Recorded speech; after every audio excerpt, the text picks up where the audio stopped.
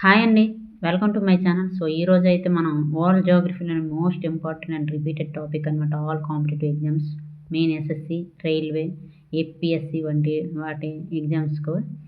So, అందులోనే important topic పవనాలండి. So, పవనాలు విండ్ సర్క్యులేషను. సో, ఇదనేది మోస్ట్ ఇంపార్టెంట్ టాపిక్ అండి వరల్డ్ జియోగ్రఫీలోని. సో, పవనాల మీద ఖచ్చితంగా అయితే బిట్స్ వస్తాయన్నమాట ఎక్కువ పర్సెంటేజ్. సో, అందుకే ఇదైతే చేస్తున్నాను ఈ టాపిక్కు.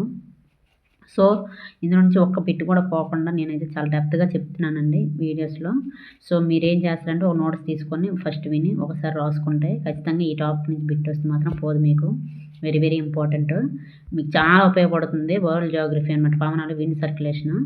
సో, లేట్ చేయకుండా అయితే మొదలు పెడదామండి. మెయిన్ ఎస్ఎస్‌సి, ఎంటీఎస్ వాళ్ళకైతే ఇంపార్టెంట్ టాపిక్స్ చెప్తున్నాను కాబట్టి సో, ఖచ్చితంగా మీరైతే ముందు దీన్ని ఫినిష్ చేయండి.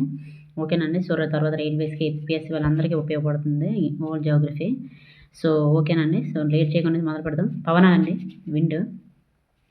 సో, భూమికి క్షితిజ సమాంతరంగా అధిక పీడన ప్రాంతం నుంచి అల్పపీడన ప్రాంతం వైపుకు వీచే వాయు అణువుల సమూహాన్ని పవనము అంటారండి. ఏమంటారు? పవనము అంటారు. సో, మళ్ళీ ఇంకోసారి చెప్తాను. భూమికి క్షితిజ సమాంతరంగా అధిక పీడన ప్రాంతం నుంచి అల్పపీడన ప్రాంతం వైపుకు వీచే వాయువు అణువుల సమూహాన్నే పవనము అంటారు, విండ్ అంటారు. So, next point. ప్రతి పవనానికి దిశ, వేగం అనే లక్షణాలు అనేవి ఉంటాయి. ఏముంటాయి? దిశ, వేగం. పవనానికి ఏ లక్షణాలు ఉంటాయంటే దిశ, వేగం అనే లక్షణాలు ఉంటాయి. ఓకేనా? గుర్తుపెట్టుకోండి. డెప్త్‌గా అడిగినప్పుడు అడుగుతాడు. సో, పవన వేగాన్ని ఎనిమోమీటర్‌తో కొలుస్తారు. దేనితో కొలుస్తారు? ఎనిమోమీటర్‌తో కొలుస్తారు. ఓకేనా? నెక్స్ట్ పవనం వీచే దిక్కును పవన సూచి, విండ్ వేన్ అనే పరికరంతో కొలుస్తారు. ఓకేనా? నెక్స్ట్ పవన వేగాన్ని, దిశను ప్రభావితం చేయు అంశాలు. ఏ. పీడన ప్రవణత బలాలు. పీడన ప్రవణత బలాలు. ఇవి పవనం యొక్క వేగము మరియు దిశ అనే 2 లక్షణాల్లో మార్పు కలుగజేస్తాయి. ఏంటి? పీడన ప్రవణత బలాలు. ఇవి పవనం యొక్క వేగము, దిశ అనే 2 లక్షణాలలో మార్పు కలుగజేస్తాయి అన్నమాట. బి. కొరియాలిస్ బలాలు. ఇవి పవనం యొక్క దిశలో మార్పును కలుగజేస్తాయి అన్నమాట. సి. ఘర్షణ బలాలు అనమాట. ఇవి పవనం యొక్క వేగము, దిశలో రెండింటిలోనూ మార్పును కలుగజేస్తాయి అన్నమాట. ఓకేనా? Next point. పవనాలను వేగం, దిశ అవి వీచే భౌగోళిక ప్రాంతాన్ని అనుసరించి పవన ప్రక్రియను 3 రకాలుగా విభజించారండి.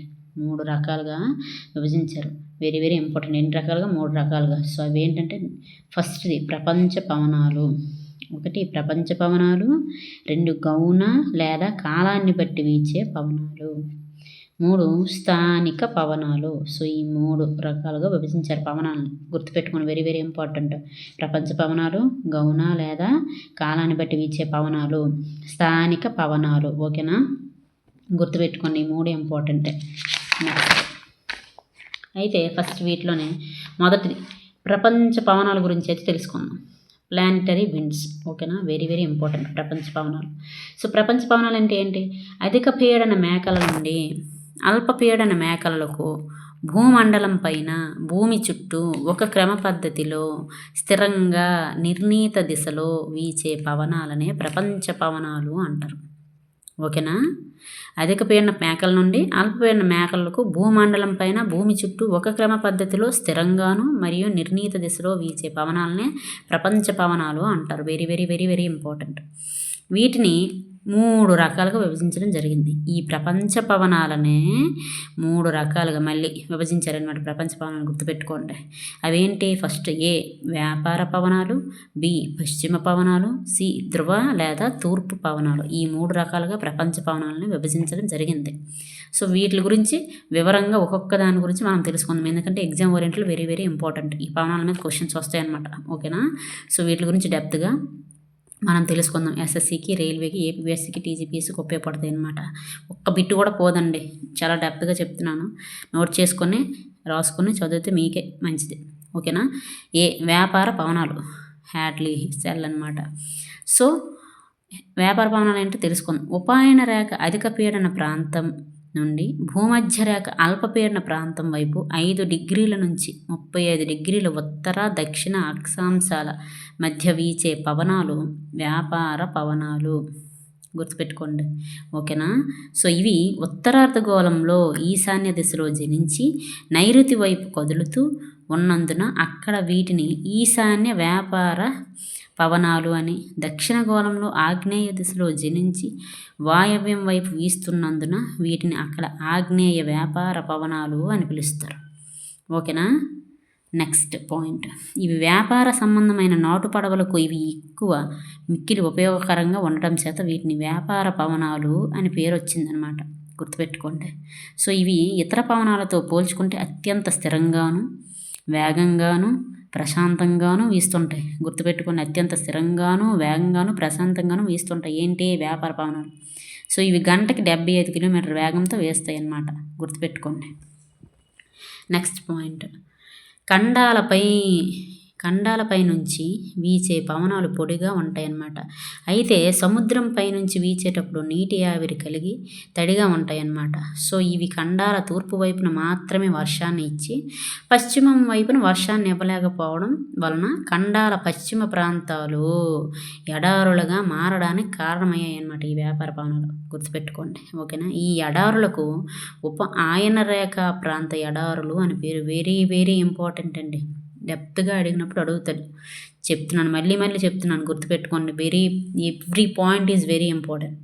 సో ఉదాహరణకి సహారా, అటకామా, తారు, కాలిఫోర్నియా, పశ్చిమ ఆస్ట్రేలియా, కలహరి మొదలైన ఎడార్లు ఇవన్నీ దీనికి ఉపాయన రేఖ ప్రాంత ఎడార్లకి ఉదాహరణలు, గుర్తుపెట్టుకొని, వెరీ ఇంపార్టెంట్. సో ఈ ఉష్ణమండల ప్రాంతాలలో వీచుట వలన అధిక బాష్పీభవనాన్ని కలుగజేస్తాయి అన్నమాట. సో భూమధ్య రేఖ ప్రాంతంలో సాయంకాలం కురిసే సంవాహన వర్షపాతాలకు ఈ వ్యాపార పవనాలే కారణం అన్నమాట, ఓకేనా, గుర్తుపెట్టుకోండి. నెక్స్ట్ బి, ఒకటి అయింది కదా, ఏ అయిపోయింది, ఇప్పుడు బి పశ్చిమ పవనాలు.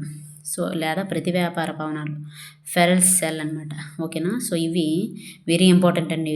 చూడండి, 35 డిగ్రీల నుంచి 65 డిగ్రీల ఉత్తర దక్షిణ అక్షాంశాల మధ్య ఉపాయన రేఖ అధిక పీడన ప్రాంతం నుండి ఉపద్రవ అల్పపీడన ప్రాంతం వైపు వీచే పవనాలే పశ్చిమాలు, గుర్తుపెట్టుకోండి. ఫెరల్స్ లేదా కొరియాలిస్ ప్రభావాన్ని అనుసరించి ఉత్తరార్ధగోళంలో నైరుతి దిశలో జనించి ఈశాన్యం వైపు, దక్షిణార్ధగోళంలో వాయవ్యంలో జనించి ఆగ్నేయం వైపుకు వేస్తాయి అన్నమాట. సో అనగా వ్యాపార పవనాలకు వ్యతిరేక దిశలో ఇవి వీస్తుంటాయి. అందుచే వీటిని ప్రతి వ్యాపార పవనాలు అంటారు. సో దక్షిణ అర్ధగోళంలో జలభాగం అధికంగా ఉండి వీటి వేగాన్ని మరింత ఎక్కువ చేయడానికి సహకరిస్తుంది. అందువలన వీటిని దక్షిణ అర్ధగోళంలో వివిధ పేర్లతో పిలుస్తారు. ఈ పేర్లనే వెరీ వెరీ ఇంపార్టెంట్, గుర్తుపెట్టుకోండి, చెప్తాను, నోట్ చేసుకోండి. సో దక్షిణ అక్షాంశంపై చూడండి, 40 డిగ్రీల దక్షిణ అక్షాంశంపై వీచే పశ్చిమాలను గర్జించే 40లు రోరింగ్ 40s అంటారు, వెరీ ఇంపార్టెంట్. 50 డిగ్రీల దక్షిణ అక్షాంశంపై వీచే పశ్చిమాలను బలోపేతమైన 50లు లేదా ఫ్యూరియస్ 40s అంటారనమాట.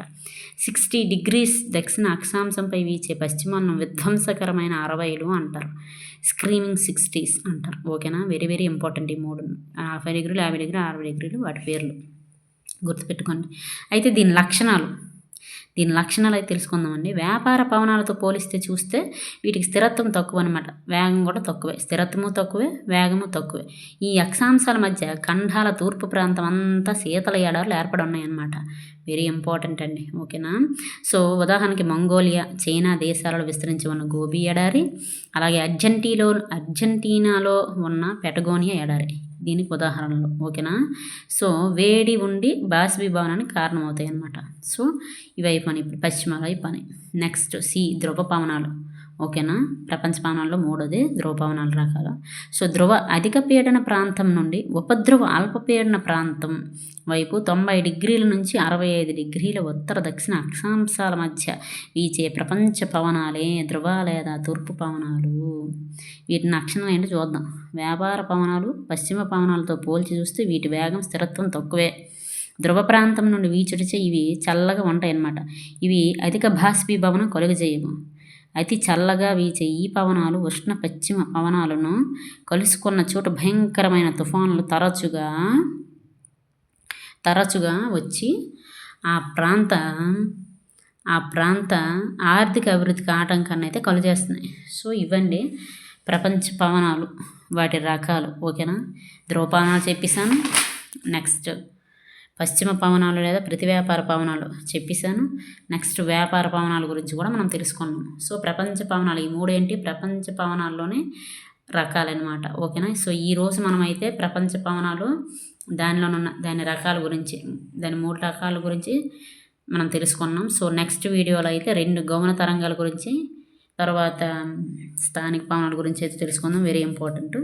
సో వీడియో లెంత్ ఎక్కువైపోతుందండి. సో ఇక్కడతో ఇదైతే ఆపుతున్నాను. నెక్స్ట్ వీడియోలో మనం గౌణ పవనాల గురించి అలాగే స్థానిక పవనాల గురించి అయితే చెప్పుకుందాం వీడియోలో.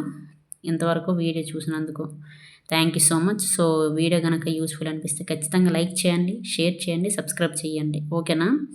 సో మళ్ళీ కలుసుకుందాం అయితే మరొక వీడియోలో. థ్యాంక్ యూ సో మచ్ అండి.